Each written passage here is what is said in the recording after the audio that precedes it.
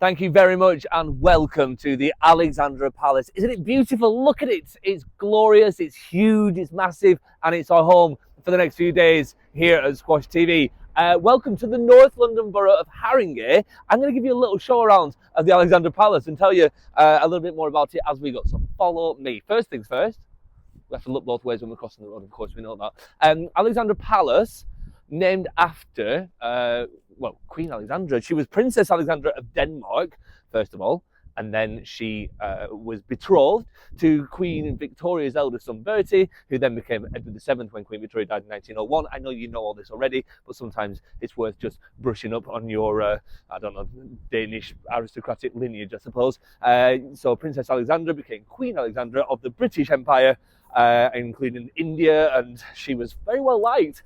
And this whole park that you can see here and the whole palace is named after her. It was the People's Palace originally, designed to kind of, in a competition, I suppose, to Crystal Palace in the south of London.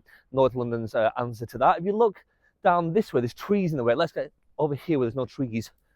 This is the City of London, really. You can see the skyscrapers in the distance. There's the Shard over there, of course.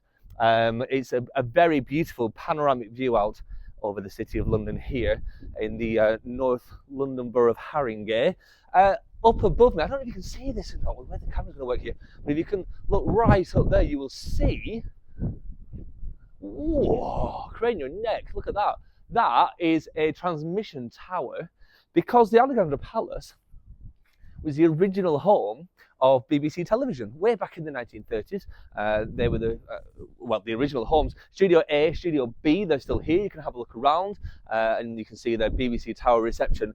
They had a choice whether to use the John Logie Baird system or the Marconi system, and being good old Blighty, we decided to go with the Marconi system, but it was just better in the long run, and they stuck with that. It was here for quite a few years and then it moved off to Shepherd's Bush and so on, but the home of international television, the first ever satellite that moved across the sky in the City of London was captured here outside the Alexandra Palace as well. So they've got lots of fascinating broadcasting history. If you're interested in that, you can come along, find out more about all that as well. What else do we know? Well, it's set in the grounds of Alexandra Park.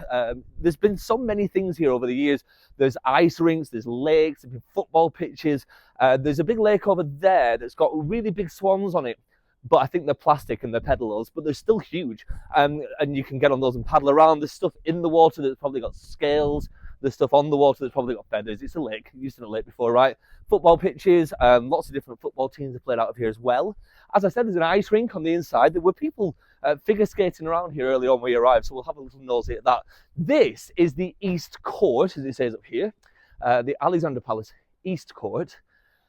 Designed in 1860s, we're talking here. It was finally opened in 1873. It was designed by a man called John Johnson, or it's quite easy to remember. And he was very, very proud of it. And as I say, it opened in 1873. Big opening ceremony, lots of very famous opera singers of the time, lots of people came along, celebrated its wonderfulness. 16 days later, should I say, it burned to the ground, which is a shame, really. But then they built it back up again. He got his trowel out and he made it look all pretty again. And then it didn't burn down for another 100 years when it did it again in 1980. So it's either a very lucky building or it's not. Come this way. We're going to go and have a look through the kind of east wing entrance here. And we're starting to get into squash territory now. Here, straight ahead is the ice rink. You can see through those doors there. In fact, we'll go over and have a little nosy at that. This is the broadcasting information that I was telling you about here. There's lots of different bits of information that you can find out more about the history of broadcasting. Some of the Squash TV guys are down here doing the bit. Rob shoots squashes over there, trying to mind his own business. We drag him in on the affair whenever we can. Look at these people here. This is what happens when the glass court gets wet. That's the the figure skating there, and the home of various ice hockey teams over the years. It's now home to I want to say the Haringey Huskies. Forgive me if I'm wrong, but I'm fairly sure that's what they're called. And this is the first time that the PSA has ever landed here at the Alexandra Palace. Of course, you know it was Canary Wharf Classic for, what, 20 odd years. And they did some refurbishment and they forgot that they couldn't fit the glass court in anymore, so we had to move. So we came here instead. If you want to buy a racket, you can do that here. Watch a little video of Ali and Mo there playing away. Shoes. Shoes are always important, aren't they? I'm not sure what this is. I mean, I know what it is. It's a darts board. I'm not sure why it's there, is what I'm trying to say. But it will all become clear. Something that I can't do is the battag. You press the buttons and you can see if you can beat the world's best on that. I know I can't because I'm not very good at it. We're getting to the glass court this way. In the Gracie Fields room, for those of you from the north of England, like I am, you'll know who Gracie Fields was. She was very big in the war. She was an actress and a singer. Her husband put a lot of money into the theatres here, and therefore we have the Gracie Fields rooms. If we go this way, we're going to go upstairs into the circle, and you can maybe just hear the distant sounds of a squash ball because this is the theatre. Now, it was closed for around about 80 years. They kind of forgot about it. It's got a very big organ, but they closed it down. It wasn't used, and then suddenly they decided that they wanted to use it again, and lo and behold, here it is. It looks like it's not been used for 80 years as well, in the best possible way. I mean that. It's very, very authentic. We can go up again to the other circle, but we're not going to. We're going to come through here because this, look at it. Isn't this fantastic? Look at what the PSA have done here. It's absolutely glorious. It is vibrant pink, just set against that background. You can see there's Hanya Hamami down there on court. Baptiste Mazzotti is over there. The guys getting ready for tomorrow.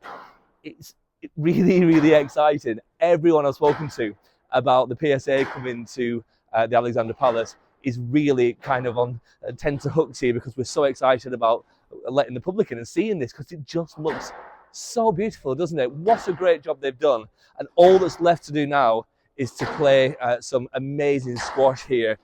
Back in the day, Queen Alexandra of Great Britain went on a tour, and she went through the Ottoman Empire, through Turkey and through Greece and through Egypt. And now, over 100 years later, the Queen of Egypt is here in this very building. Nour El Shabini, world number one, plays here tomorrow on that very court behind me. And Paul Cole, returning champion here as well. It's going to be an amazing tournament. We can't wait to welcome you in.